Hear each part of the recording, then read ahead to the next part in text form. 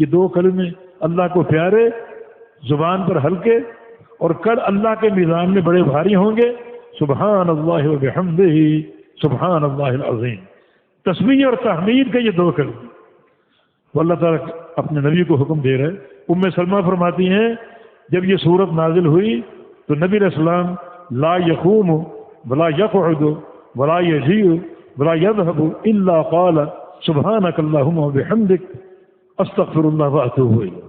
آپ آتے جاتے اٹھتے بیٹھتے یہ کلمات پڑھا کرتے، کیا؟ سبحانک اللہم وبحمدہ استغفر اللہ واتوب الیہ۔ تو سبحانک اللہم میں فسبح پر عمل ہے، وبحمدہ میں بحمد ربک پر، اور استغفر اللہ میں واستغفرہ پر عمل ہے۔ تو آپ چلتے پھرتے پھر یہ ذکر کرتے رہتے اور فرماتے رہتے۔ انہ کان توابا، بے شک وہی تواب ہے۔ تواب کے دو معنی، ایک ہے توبہ کی توفیق دینے والا، اس کی توفیق کے بغیر کوئی توبہ نہیں کر سکتا، مانا توبہ اسی کی طرف سے ہے اور اسی کی طرف لوٹتی ہے۔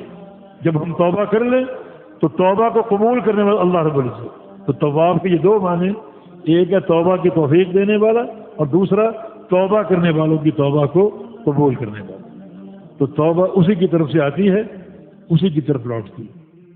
تو توبہ کا جو محور اللہ تعالیٰ کی ذات، وہی توبہ کی توفیق دیتا ہے اور وہی توبہ کرنے والے کی توبہ کو قبول فرماتا ہے۔